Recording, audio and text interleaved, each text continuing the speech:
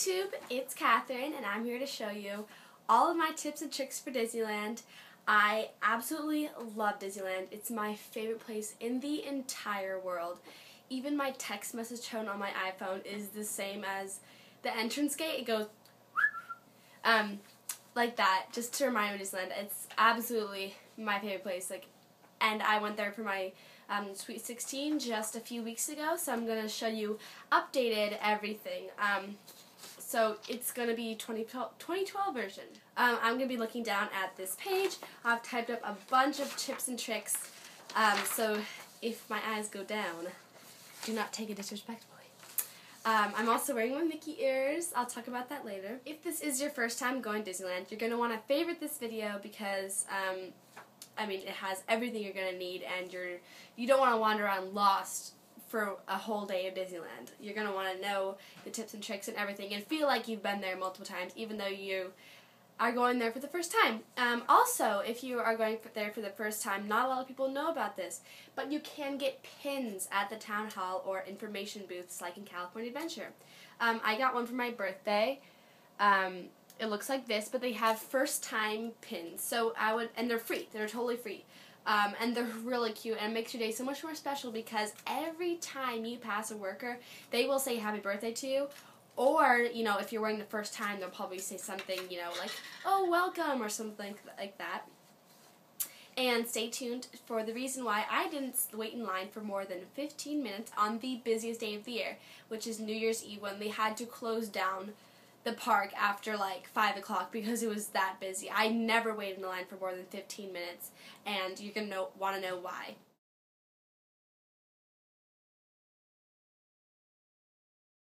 Okay, before you go, you should buy your tickets online. That way you don't have to wait in the lines, if there are any, to buy your tickets.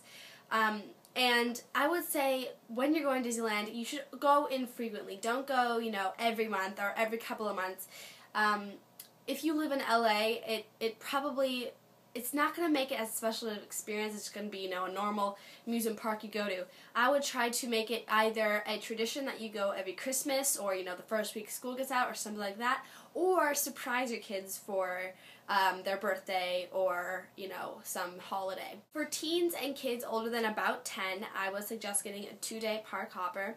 That is because the third day, usually the typical tickets you buy are 3-day park hoppers, but my family did that about 2 years ago, and the third day was a repeat day. It was not as fun as I wanted it to be, and it ended up, we just kind of saw parades and did other extra stuff that wasn't really main rides, and the rides, once you've gone on them like 3 times, it just takes the magic out of it, despecializes it. But if you have little kids, there's a few things you want to do. First of all, get a hotel across the street. That way you can take breaks throughout the day and go swimming and take naps. That way your kids are always happy when they're in the park, not cranky because they want to go to bed. So a 5-day park hopper will work the best because they walk more slowly, first of all, so it's going to take them more time. And they also have more rides they can go on than teens. So they're going to need those 5 days because you have Toontown and all of Fantasyland and a bunch of small kid rides that most teens will be like, skip that, I don't want to go on it. Before you go, preparation, I would suggest buying a few Disney apps. The main one you're going to want to use is called Mouse Wait, and it gives you a few things. First of all, it gives you the times of all the rides according to the people in the park, and they use some sort of algorithms and logistics and stuff like that. So you can check and you can see which rides are closed and which rides, just recently opened for both parks. And then you can also check out restaurants and hidden secrets and tips and stuff like that. And you can also see the crowd index. So it'll give you out of 100 how many people are there. I went when it was about 85. So once it gets past 90, that's packed, and you're going to want to get through that park fast so you don't, get stuck in traffic, basically. Then there's also, this is the reason that I waited in lines for no longer than 15 minutes on the busiest day of the year. It's called Ride Max. It's not an app, actually. It's online. You pay for a subscription, and for a 3-month subscription, it's definitely more than $5. I know that for sure. But what you do is you type in all the rides you want to go on. You can do both parks, and it'll tell you the times you want to do it. You can also type in restaurants or little attractions, and it'll tell you the times to do it. and it is well worth your money. You will never find yourself in a line that's crazy packed. I don't know how they do it. You print out your little itinerary, and even though my family didn't go by it exactly, we still didn't wait for more than 15 minutes on the busiest day. So if you are a family that goes multiple times during the year, well worth it. I would not suggest buying the Ride Max for days that are, less than 90. Because on days less than 90 out of 100 on mouse weight, you are not going to really need the Ride Max because the lines aren't going to be long enough that you'll need to reroute yourself. As far as what to wear, I will insert a picture here of what I wore to the park.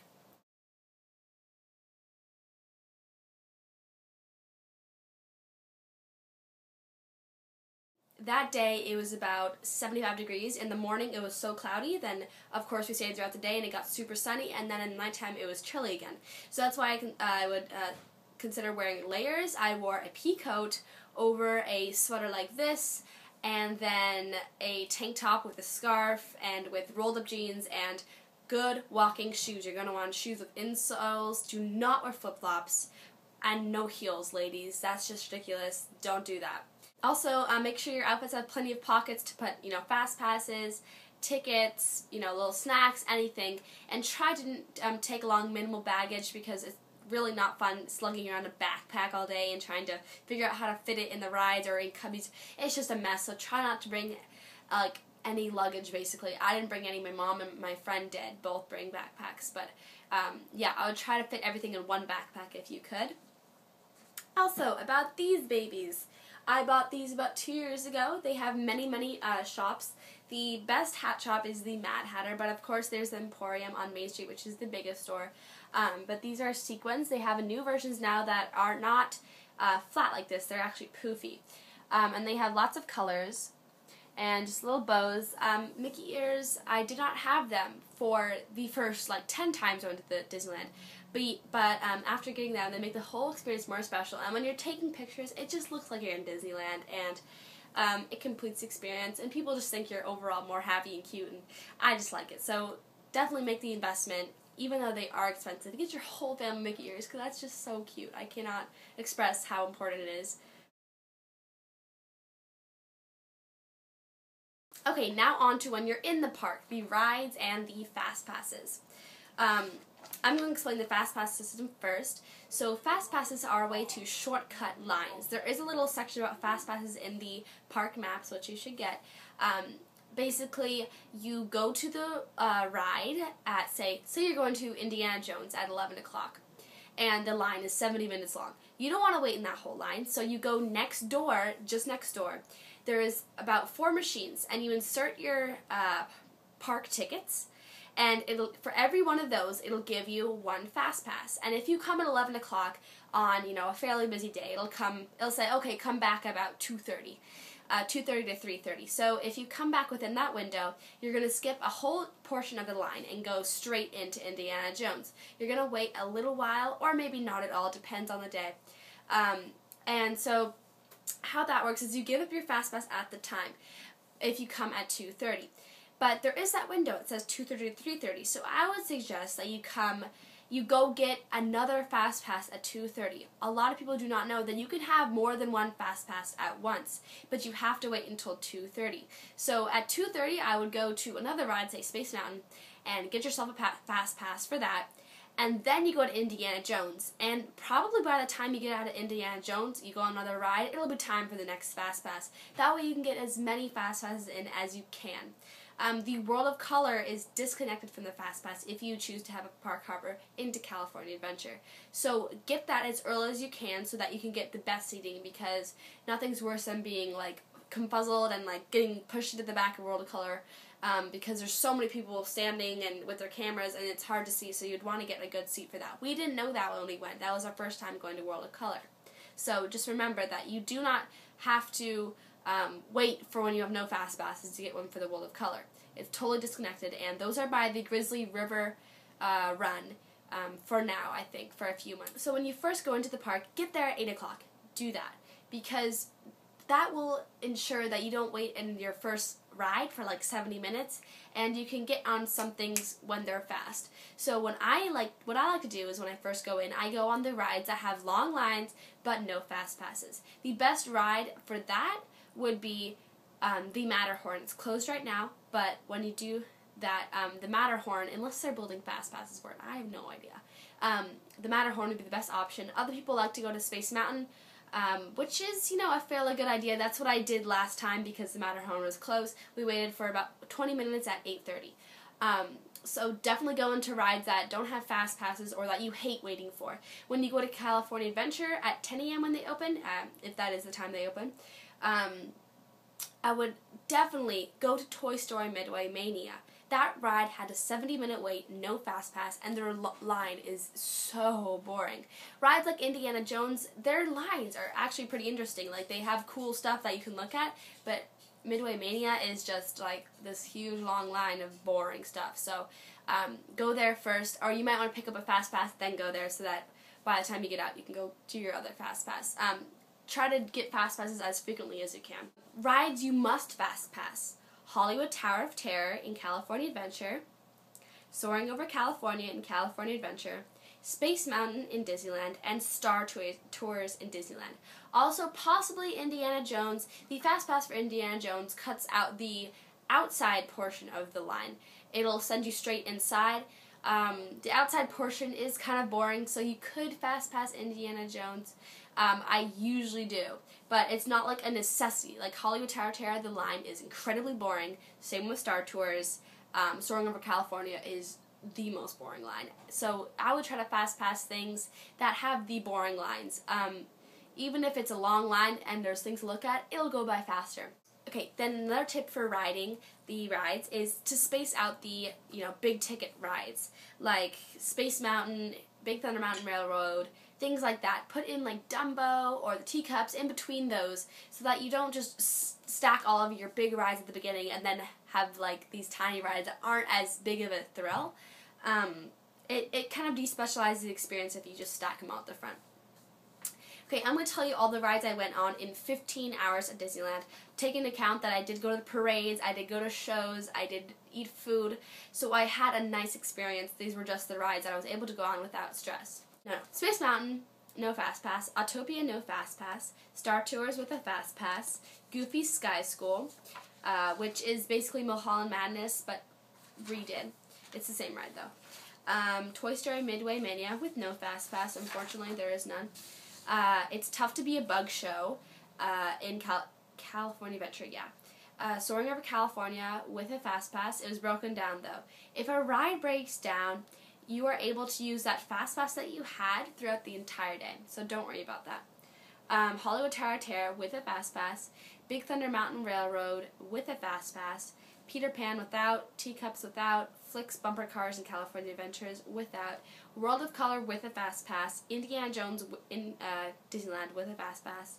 And, yeah, of course I did lots of things in between that. But that was 1, 2, 3, 4, 5, 6, 7, 8, 9, 10, 11, 12, 13, 14 rides with like a show and World of Color in there. Notice how I went on the best things last, World of Color and Indiana Jones. If you end on something like, not to say this is bad or anything, but like Teacups or something, it's a great ride and everything, but it's not going to leave you walking away totally satisfied with the day, and you're going to feel like that you didn't do very much. But if you went on Indiana Jones, it's going to be like, wow, that was amazing, when you leave the park, which is how you want to feel.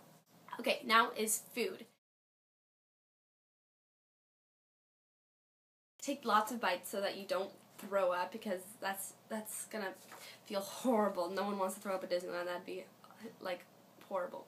And get churros. The churros at Disneyland are the best I've ever eaten. Costco churros don't compare. Nothing compares to Disneyland churros. They're amazing. Get the churros. They're expensive, but if that's the only treat you get throughout the day, get the churros. Restaurants that I would suggest going to, these are the ones I like personally. For fancy ones, there's Blue Bayou, which is inside the Pirates of the Caribbean ride. That one you need a reservation for, but it's the most fancy of all the restaurants in Disneyland. Jolly Holiday Bakery Cafe just opened. Mostly outdoor seating though, so want to go on that one in the summertime, but they have great bakery. Carnation Cafe is where I ate for my birthday dinner. It's more of a buffet style. It's very good again. And then Ariel's Grotto in California Adventure I've never been to, but I know it's formal and serves like seafood and like tri-tip and stuff like that. So those are all the fancy ones. If you want to go to just some nice lunchtime places or for dinner, I would choose Rancho del Zocalo, which I believe is the one next to Big Thunder Mountain Railroad. It's a Mexican restaurant that I really like. Village House is the Pinocchio kind of themed one, which gives like burgers and french fries, which is a great meal. Just try not to go on big rides next to that because then Award Wieners in California Adventure gives you nice hot dogs and sausages with little sides. Just a great place to go to.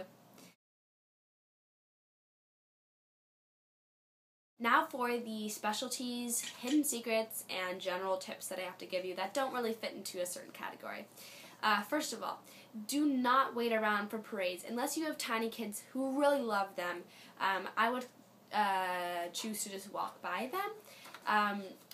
The parades, a lot of times people will sit and wait for about half an hour for the parade to get a good view. But if you're walking by it, I mean, you get basically the same experience. And if you have little kids who want to watch it, yes, I would wait for it to make it special for them. But otherwise, just, you can walk by it and look at it. You don't have to, like, wait there for an hour before the parade and then, yeah. Okay, with the Holiday California Adventure Light Parade show, which is, like, a little tech, like, electro show that goes through California Adventure, I would ride the Golden Zephyr while you are watching the show, if it still works.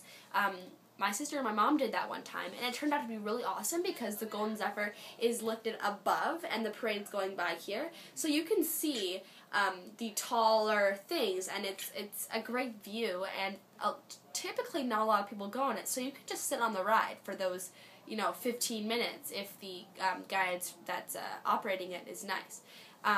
So that's a really special thing to do, and, I don't think anyone else has done that before, so if you do, tell me how it works out. Okay, as far as souvenirs go, get caricature and profiles. There's this woman that cuts your profile out. It's a really classy thing to get done, and you cannot get that anywhere else. I have like 4 from when I was a little kid, and they're really beautiful. I'll try to insert a photo here.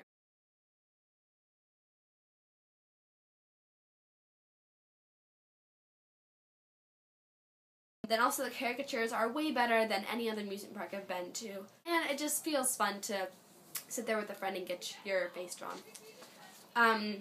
Something that not many people go to is the Blue Sky Cellar in California Adventure, which is a wine place, but inside the cellar they have a center which shows all of the things they're working on, all of their plans for the futures, basically the Imagineer workroom. And it gives you a heads up for what's going on in the park. There's a lot of construction right now, and you want to know what's being planned for the future. I heard about Cars Land through that, and a lot of people didn't know about it, and it's just a great little place, and it gives you a lot of excitement, because you're like, oh my gosh, that's happening, oh my gosh, I'm so excited. Makes you want to come back. I saw the World of Color in that, too, before a lot of people know. Then shows that not many people know about. Go to, like, It's Tough to Be a Bug in California Adventures, or The Muppets in California Adventures. It makes your experience so much more special and magical and Disney-like. It's Tough to Be a Bug is a great show. It's like 4D, basically, because you can feel it. It's about all these little bugs, so it's 3D. You can, taste and see and everything. It's a whole experience that you want to go through. And then as far as shopping, shop at the end of the day, so you don't have to carry around all those bags. And that way, you may do a little shopping throughout the day, but I would buy the items at the end of the day, so you can avoid lugging bags around. Those are all of my tips for now. If you guys have any more tips, please leave them in the comments so that anyone else watching this video in the future can look at them. And feel free to ask me any questions if you did not understand something I said. I'll be happy to answer them. I'm happy to talk about Disneyland for hours. Thank you for watching, and I hope you have a great time at Disneyland or Disney World. Bye!